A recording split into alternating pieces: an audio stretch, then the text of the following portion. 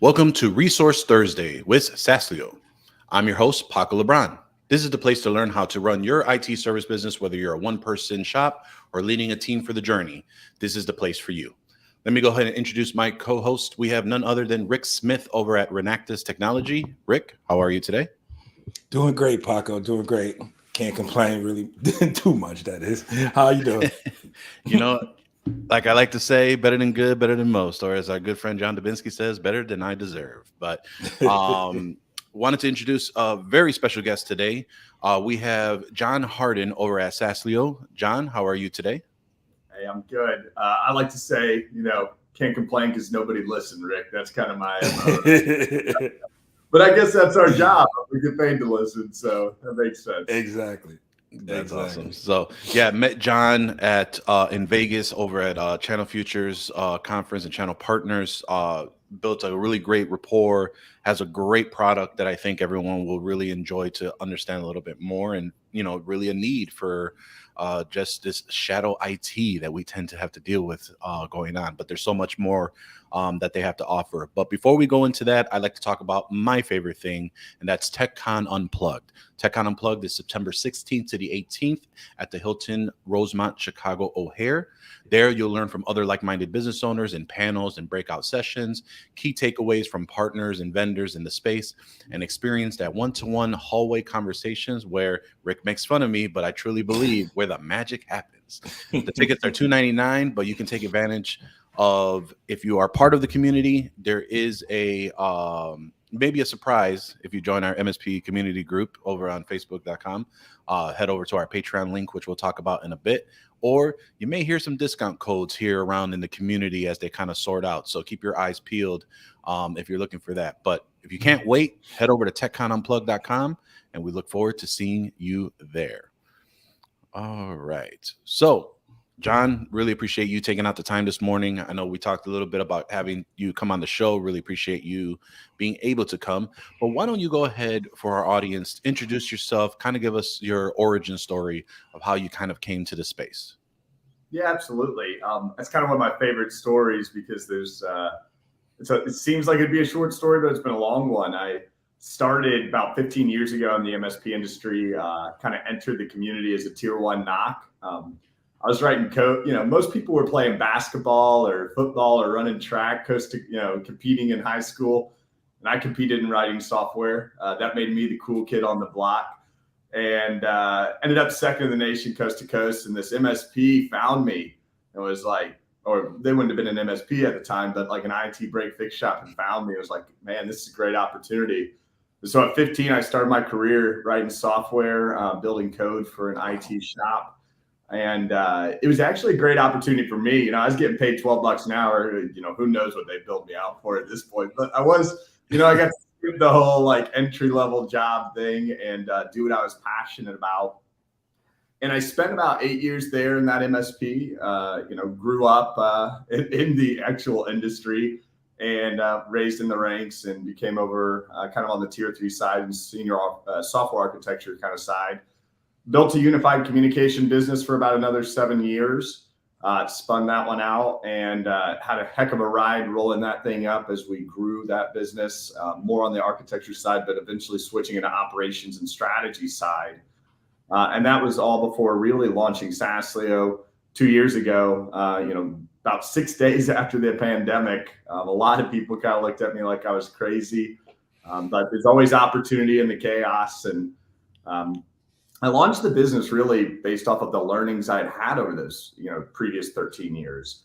I had continued to see shadow IT disrupt businesses in a lot of different facets, operationally, financially, in a lot of cases, especially fast growth organizations financially, especially as we're looking at today's hybrid workforce, security wise, right?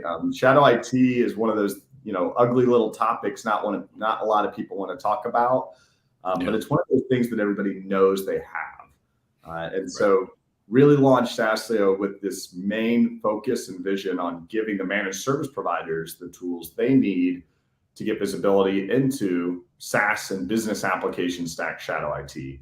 I always like to say we pick up where the remote monitoring agent kind of drops off. When people sign up for Dropbox or Box or Slack or any of these online productivity tools that a free trial has lured them in with, that's when we pick up. And so very passionate about the MSP industry, born and raised in it. Half my life's been spent in it, and excited to be here, Paco.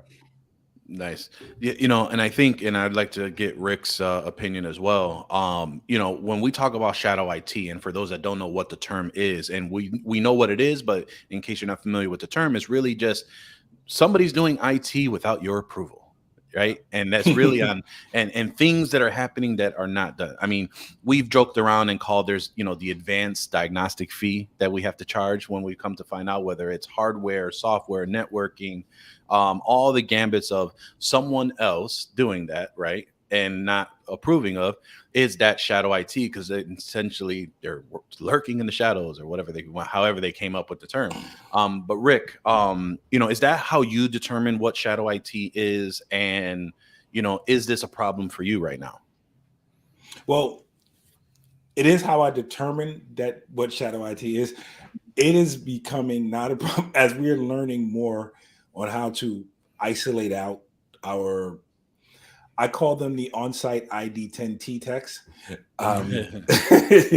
Yep. So, we're learning to push them out basically. So, but yeah, it's not as big an issue, but it exists because, every doctor's a tech, every every receptionist is a tech when she needs to be, or whoever it may be, my cousin's uncle's brother. So, it comes. Yeah. No, I mean, I think we experienced this the other day where we got called in on some type of voice conferencing system, had no clue that they ordered this voice conferencing system, never told us about the voice conferencing system, but called us in this emergency that it needed to be set up and it needed to be done that day, right? So it's like, well, first of all, you didn't talk to us about it. It's plugged in. We noticed it as a notification. We reached out to you and heard nothing about what is this device. And then 2 days later, it's not working. Now what's going on, right?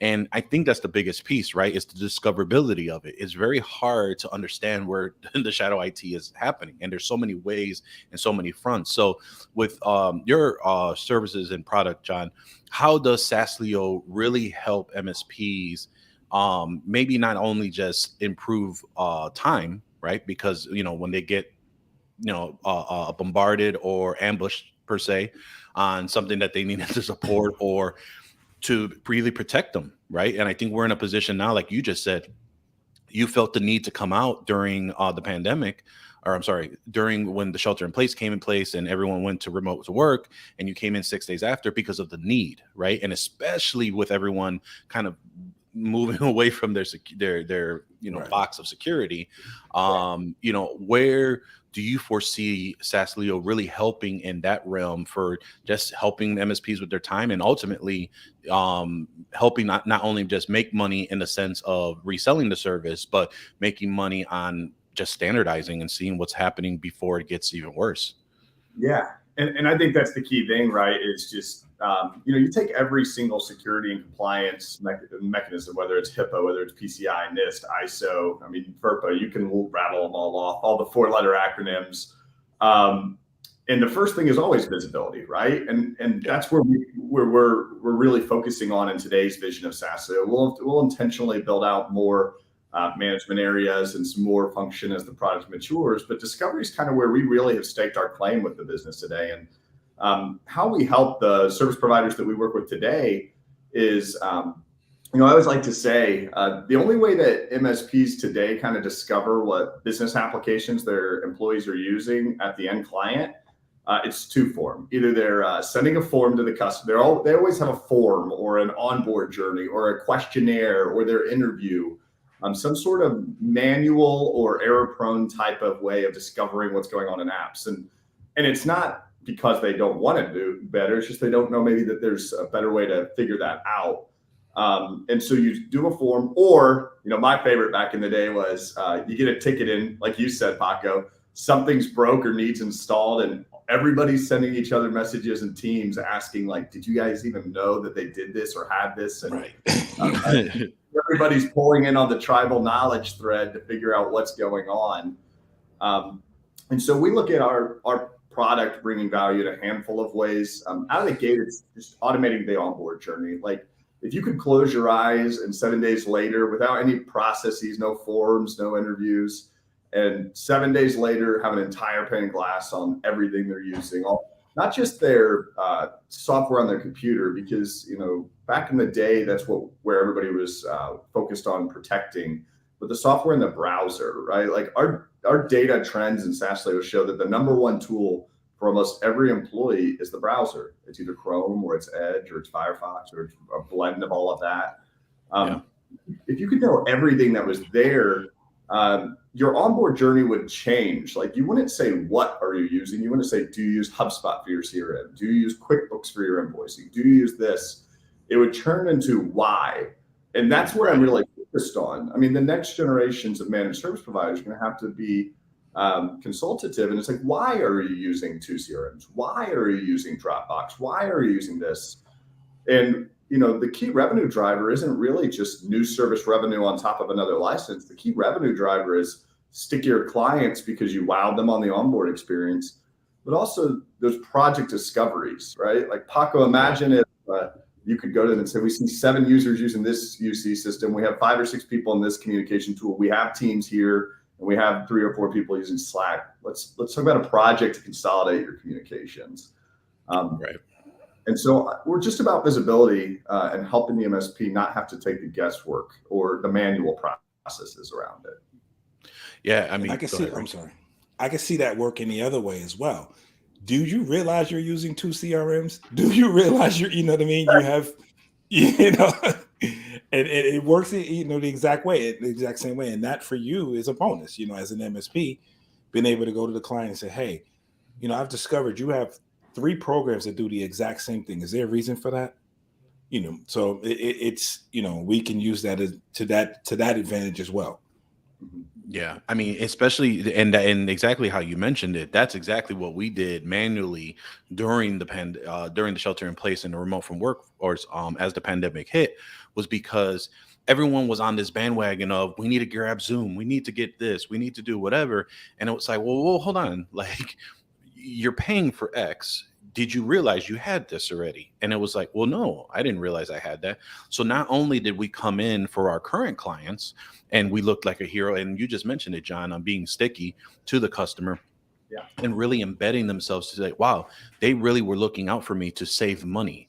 And that's really what they said in the first place. Because when I go into all my clients, I always have this pitch, and I got this from my sales mentor, is there's 3 areas that a small business cares about. It's either they want to increase revenue, they want to expand market share, or they want to go ahead and reduce cost. And for us, we will help them reduce cost. That's our main driver. And in reality, and when I say reduce cost, I'm flipping that to say, you're paying our inclusive fee, and we're going to help you get rid of what you don't need, cutting your bottom line because of the investment you have in ours. And we're really a partner, not a vendor, to do so. So exactly like you said, getting rid of the Dropboxes and other file secure shares because they're on a Microsoft 365 environment. Get rid of the Zooms, or for the Google Meet and the Google Enterprise that was enabled for them on the Google Workspace environments that they had belonged to. Remote support applications that they downloaded, TeamViewer, the free version, that got picked up, right? And we all have certain systems that are patching what can be found in the system, but nothing's notifying us of what's actually on that system, right? And that's the biggest piece of the need, like you just mentioned, where we don't really have a good system to do that right now. There's no existing tool prior to maybe in the last 2 years that this is really becoming prevalent. And then I think the remote from work force has really generated the need for this, because there's no way of monitoring outside of getting an employee monitoring system like a Triton or Archon from like Zorus is the one that comes to mind, and then monitoring employees. Right here, we're actually looking at what's actually being used on a business side, and having that conversation, because now you're switching from the what, but like what you just said is that why. And I think that's such a big piece of what that product does. And it's not only just for a prospect side, which is amazing, but it's also for your current clients that you can do with QBRs and annual reviews that you may have depending on your bandwidth. Why don't you talk a little bit more about, some of your partners and maybe some of the deals that they may have closed, or maybe even just some of the monetary amounts that you've heard from them say, hey, look, if it wasn't for you guys, we would have never got this client to save X, and now we're heroes. Is there any stories like that partners have told you on what Saaslio has done for them? Oh yeah, absolutely. And it's really creative. My favorite part of working in the MSP industry is that, like, in nature, a lot of the techs are very creative in the way that they take our data and present it. We've learned a lot more from them along the journey of building our product than our original hypothesis by far. I'll rattle off a few random use cases. One partner, I didn't realize this was their go-to-market until we really sat down with their owner and talked to him one-on-one. They were taking our product, and we saw a lot of growth in the architecture space. And I was like, man, you really have a lot of penetration there. What they were doing was they were taking Saaslio and deploying it to architects and engineering firms that they were trying to displace other MSPs, and offering them a free AutoCAD license remediation. So how much are your employees using of AutoCAD? Are they actually leveraging those AutoCAD licenses? And so they were using that as a free entry point into the engineering space. We've had a couple businesses in highly compliant realm. We had a HIPAA business that we did a discovery and found actually 2 unsanctioned workspaces where people had signed up for Google Workspace to get a domain for a new brand that they were launching. But then it was never centralized or managed. They're an Azure workspace business, but they were very tech forward and enabled. We see sprawl always really being a key issue. I can almost, without a modicum of a doubt, like, make an actual guess on how many business apps will be there. And it's kind of shocking. People don't believe us till the data pops up. But, the average 30-person company is probably going to have 100 business applications. And what's interesting is, because we haven't had tools like ours and some of the other people that are popping up in the ecosystem to see it, it always shocks me. Because think about it. If you're a business, and this is my favorite part actually, is you can talk to a CEO and they understand this business problem. You're not talking about an IT problem in particular sake. You're talking about a business problem with the owner, but also security issues, Zscaler and CIO. But the business owner goes in and puts business data into Citrix file share because their accountant asked them to go sign up and put data in there. And they gave their executive assistant the credentials to go put these information in there. Well, the age-old question of how do I terminate, or what all are they using? What do we get rid of? Like, this all starts to get mucked up once we combine all those SaaS apps and those third-party business portals and those government portals and those applications that are out there. It's not just SaaS that's the business problem. It's all of the apps. And one of our favorite things to always do, this is always a winner, and we always coach our MSPs to do this, is assess the customer, show them the kitchen sink. But then run an off-board report on the person you're talking to. So if it's the CIO or the CISO or the CEO, run an off-board report on them and show them everything they use. And it's kind of like a, oh, wow moment. I completely forgot. Like, Paco, when we logged into StreamYard, we would track, at this point now, it would say, john.harden logged into StreamYard. And if you ever were to get rid of john.harden, that's a low-risk app, but it would track that kind of a mechanism. And these are the small little shadow IT things that pile up to a big security risk, because each thing's an entry point into the business, and there's business data in all these different systems. Yeah, I mean, I think what you just mentioned also allows for a couple of things, right? It allows you to understand where are the attack surfaces for anything to be compromised, right? So, perfect example where we are telling our clients, yeah, we're going to 2FA everything, and they hear everything, but then they just launched HubSpot as their new CRM system, and didn't tell us about it. So, we're assuming they're on this previous system, or maybe didn't have a system. And then if those credentials were compromised, like, well, you told us you were 2FAing everything. Well, you didn't tell us that you had the software. So then there's that back and forth, right? And then two, this with a system like this allows you to really improve your data loss policies and understanding for the client and saying, hey, look, you have a concern of your IP and your intellectual property leaving your instance. Look, we just noticed that these guys had Google Drive and so forth, and they're not part of your marketing team. Is there a reason for that? If not, let's limit their access to the Google workspace, because you don't have Google. You're on a Microsoft 365 space. They should really be using SharePoint, right? Yeah. And really dialing it down in that way. So I think that's such an interesting ability to really show them, and especially with that ranking, like you mentioned, where you have, hey, if employees were to turn over or leave, and things were working in a different workflow, and it breaks, now you have a little bit of a head advance to understand, okay, well, if this guy leaves and this PowerShell script breaks from that launched this app that we had no idea was the app that it was calling, this would actually alert you to that and actually develop a plan to kind of build that process. So there's so many different ways, like you said, that it's very unique and interesting on how our peers are really driving this. It just makes it a lot more interesting on how not only are you trying to, save MSPs time and money, but really improving their services, right? And really allowing them to get in front of their customer. Okay. Sorry, go, John. I'm sorry. Short thing, but we say this a lot, Paco. You said improve their services. We like to just say keep the promise of IT true. Like, IT is supposed to be simpler. All of these different things and all these different apps have created complexity. And so that's my life way, is trying to keep the promise of IT true of keeping it simple. Sorry, Rick. No, it's okay. And it works, though. It's kind of goes back to where I said in the beginning, how the doctor or the reception or somebody becomes the IT person, because they just do what they think they should do, right? Or do what they want to do. And there's nothing worse than you show up somewhere and, you get the call, like Paco said in the beginning, you get the call, this doesn't work. You said, well, where did this come from? Or you show up and you see something, you're like, where did this come from? Who put this, how did this happen?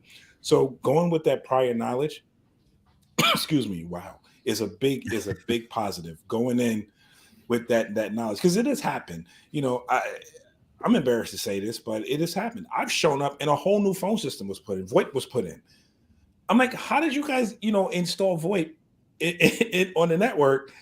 When were you going to tell me? And it's other things that happen, ZocDoc, or other things pop up on the system. You're like, what the hell is this?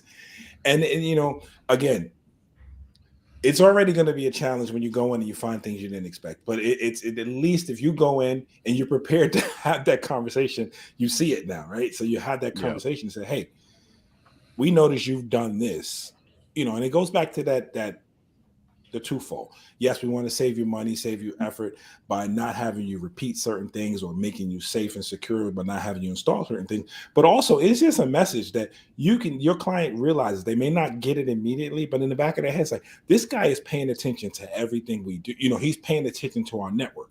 And that's, I think, is a great advantage to have, to implant that in the client. Hey, we've noticed this, we've noticed that. And that makes a huge difference when it comes to being more than just their tech, but also looking out for their business. Yeah. No, 100%.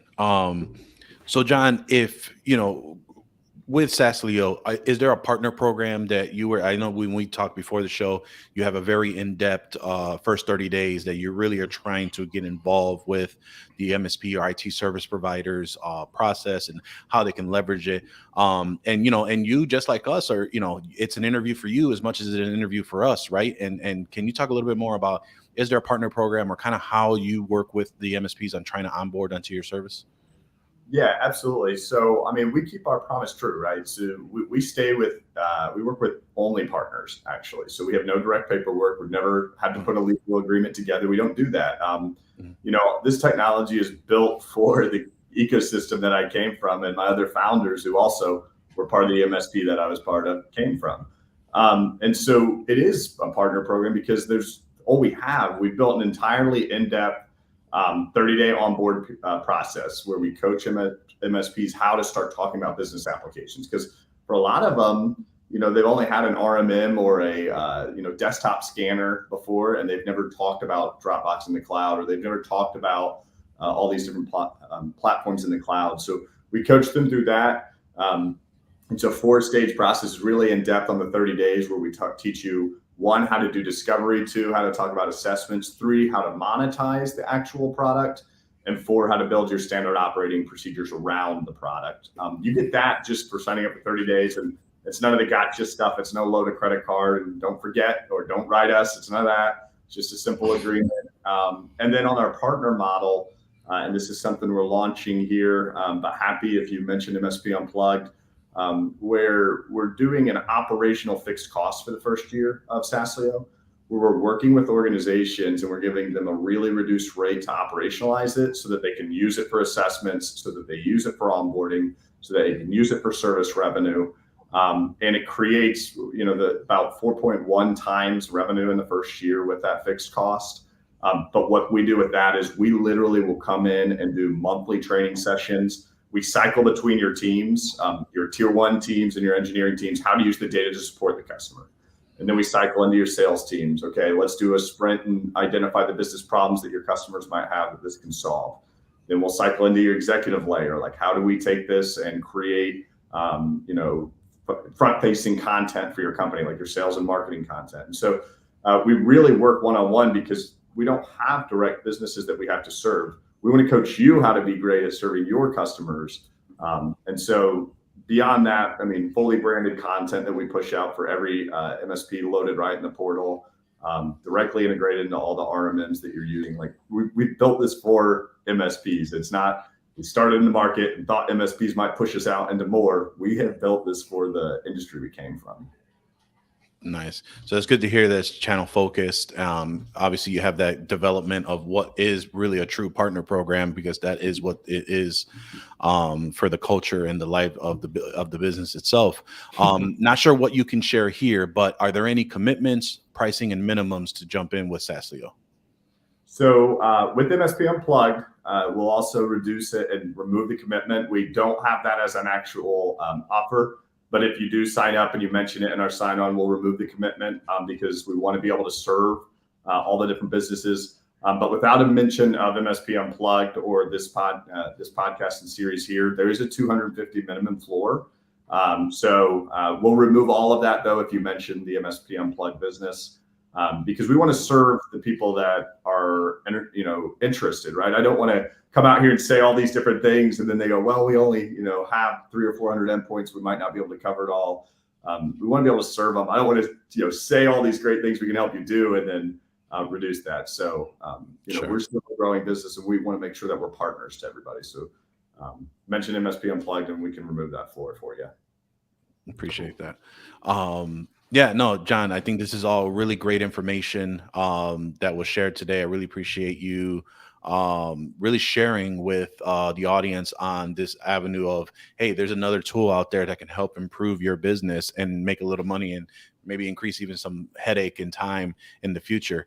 But before we sign off, is there anything additional that we haven't covered on just knowing more about Saaslio? How can they go ahead and reach out to you?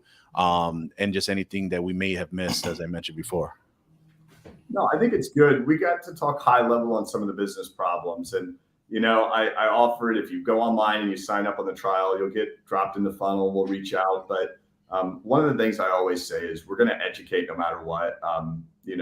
Our pure focus on everything we're building is education based. So we have lots of data we can share with you around the business problem. Whether it's something you want to start with today or whether it's something you want to look at a year from now, we're indifferent. We just want to help educate the business problem. And that's why I'm here and what we're trying to build as a mission and a culture of our organization. Very cool. Yeah. So for those that are interested, head over to Saaslio.com, Saaslio.com.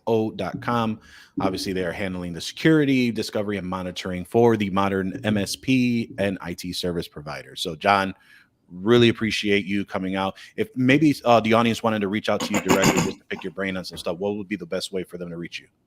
Sure. Happy to have anybody reach out directly and have a conversation.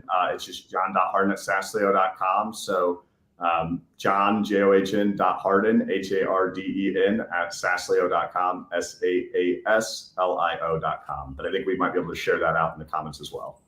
Absolutely. We'll have those in the show notes too.